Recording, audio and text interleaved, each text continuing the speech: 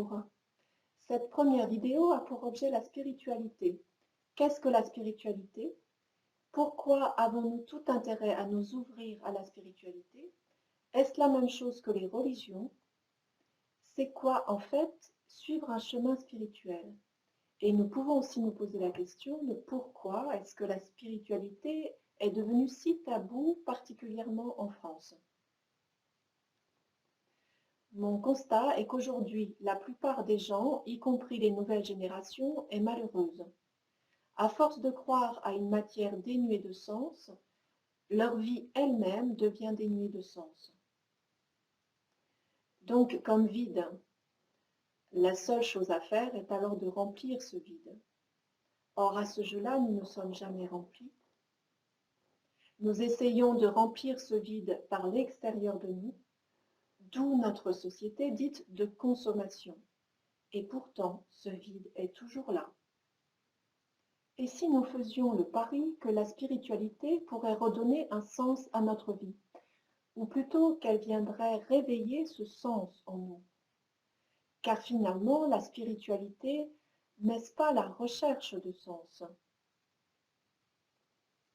Je ne parle pas là de religion, mais de recherche spirituelle, la recherche de l'esprit, bien que l'un n'empêche pas l'autre.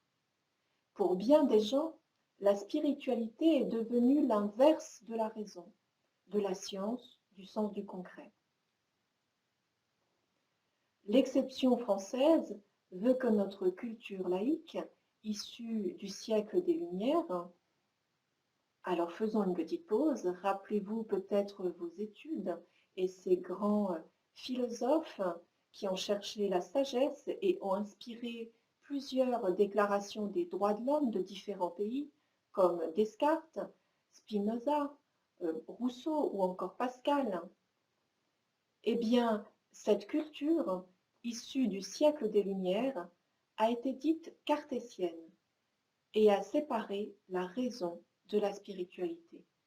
Vous pourriez me dire, mais non, c'est l'État qui a été séparé de la religion et non la raison de la spiritualité.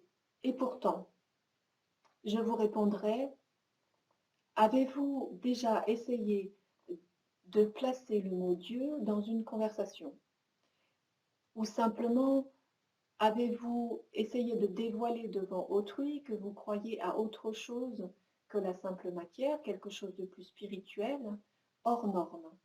En agissant ainsi, vous êtes pris le plus souvent pour un fou, pour un illuminé, car les gens normaux, c'est-à-dire qui suivent la norme générale, s'imaginent que si vous priez ou avez certaines croyances, vous êtes inévitablement déconnecté de la réalité, naïf, ça c'est le plus gentil, voire idiot, c'est un peu moins gentil, voire pire, sous influence.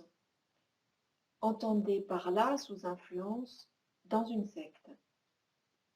Et voilà donc que la France est le premier pays classant comme sectaire toute personne osant sortir de ce tabou qu'est devenu aujourd'hui la spiritualité. Et pourtant les penseurs des Lumières, à la fois philosophes et méthodiques, et pour certains scientifiques, croyaient. Que ce soit sous une forme ou une autre, ils croyaient. Ils se retourneraient dans leur tombe s'ils voyaient aujourd'hui ce que nous avons fait de notre esprit. Un appauvrissement tel que même nos jeunes aujourd'hui sont dépressifs et éprouvent le besoin de se droguer sous des formes ou des autres, ou de se relier du matin au soir à des ordinateurs. Ils préfèrent ainsi le virtuel à la réalité. Même la jeunesse, qui se caractérise normalement par un désir de découverte, une volonté d'avancer, se perd dans une confortable léthargie, où on ne cherche plus, on se remplit. Le siècle des Lumières, entendez-vous ce mot? Nous parlons là d'illumination, c'est-à-dire de la faculté qu'a l'homme de connaître les tenants et les aboutissants de son existence, et ce sous toutes ses formes. La philosophie de Descartes a été très rapidement résumée par le cartésianisme. Peut-être que nous pourrions dire un peu trop rapidement résumée. Le cartésianisme est devenu le fondement de nos croyances occidentales et surtout françaises. Nous ne croyons donc plus qu'ainsi qu'au mesurable, quantifiable, explicable. Notez bien que finalement, tout ceci forme aussi une croyance. Si vous croyez ne croire en rien et que vous me dites que vous ne croyez en rien, je vous réponds, eh bien si, vous croyez dans le visible, le mesurable, le quantifiable, l'explicable. Et agissant ainsi, vous vous fermez donc à toute autre possibilité. Or, le fondement même de la philosophie des Lumières est de toujours laisser ouvert l'esprit à d'autres possibilités. Descartes lui-même, au fil de ses réflexions, en venait à croire à un grand organisateur de l'univers, que Voltaire, plus tard, a appelé le grand horloger. Est-ce donc que nous sommes idiots, et que ces grands hommes l'étaient, de faire le pari de l'existence de ce grand horloger? Je fais bien sûr référence là au pari que nous enjoignait de faire Blaise Pascal, à la fois mathématicien, théologien et scientifique. Ainsi donc, si je fais le pari que ce grand horloger existe, nous sommes inévitablement le fruit de cette intelligence supérieure. Si nous sommes des êtres créés de cette intelligence supérieure, qui est donc spirituelle, donc esprit, nous sommes donc nous-mêmes des êtres spirituels venant de l'esprit. Si vous croyez que tout vient du hasard, à des probabilités, que tout est lié à des probabilités, songez alors comme le hasard est bien fait et comme les probabilités font bien les choses.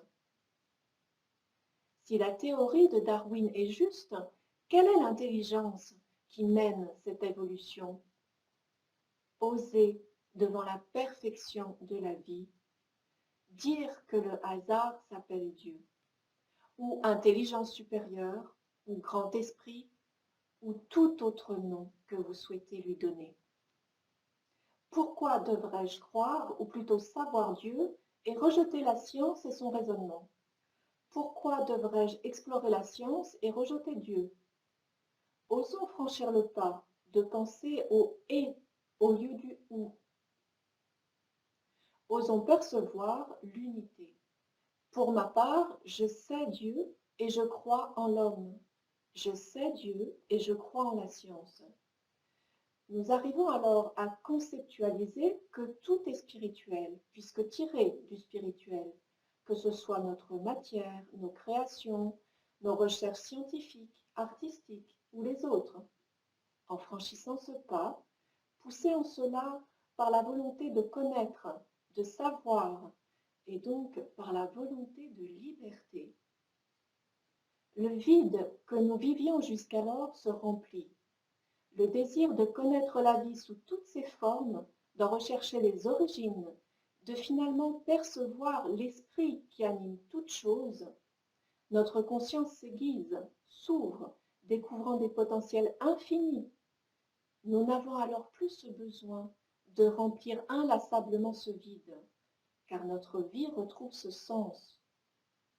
Connaître, savoir, expérimenter qui nous sommes, des êtres spirituels jouant à créer notre monde. Cette soif infinie de connaissance, nous pourrions même dire de la vérité au-delà des vérités, nous remplit de joie. Nous n'avons pas besoin pour cela de religion ou de dogme, quel qu'il soit. Nous avons juste besoin de cette envie de conscience, puis de cette conscience du divin en toute chose. La recherche constante et infinie de l'esprit et l'expérience de l'esprit par la forme est ce que j'appelle la spiritualité. La spiritualité nous rend libres. Si je sais Dieu, c'est parce que je l'ai expérimenté. Nous avons le droit de comprendre, même d'éprouver cette vérité. La spiritualité n'est pas l'antithèse de la raison. Elle est simplement en amont de la raison. L'un n'empêche pas l'autre. Cette recherche peut bien sûr se faire par la voie d'une religion, puisque, au sens originel, une religion est un moyen de se relier à Dieu. Cela ne peut cependant être le cas qu'en gardant une saine ouverture et liberté de pensée.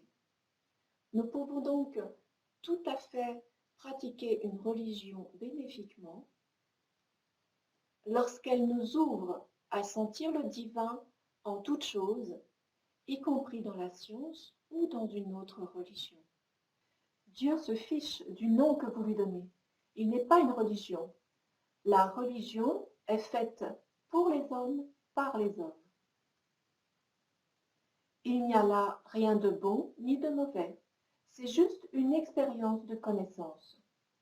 Nous pouvons aussi parcourir cette connaissance hors sentier battu. Ne jamais se figer, y compris dans nos croyances, car nous sommes en constante évolution. Voilà l'essentiel et c'est là la liberté suprême. Ne soyons enfermés nulle part, mais apprenons de tout. Dans le même temps, évitons d'effleurer les vérités sans aller au bout de leur expérimentation, car alors nous nous perdrions dans cette recherche. Choisissons une voie qui nous est bénéfique, selon notre propre jugement, tout en restant ouverts à l'impermanence des choses. Ouvrons nos yeux, nos oreilles, notre conscience, observons un nouveau-né, écoutons une belle musique, contemplons un paysage et réalisons que Dieu est là. Connectons-nous à cette présence qui nous anime et qui anime toute chose. Partons à la recherche de cette présence, puis aimons la découvrir, la parcourir. Alors nous nous sentirons pleins et serons heureux d'être qui nous sommes, des êtres spirituels, et surtout nous serons libres. Et bien voilà, ce partage, cette vidéo est fini. Vous pouvez, si elle vous a plu, me contacter par mail et me dire ce que vous en avez pensé, bien sûr, mais aussi si vous souhaitez que j'aborde certains thèmes pour vous, eh bien ce sera avec plaisir que je le ferai.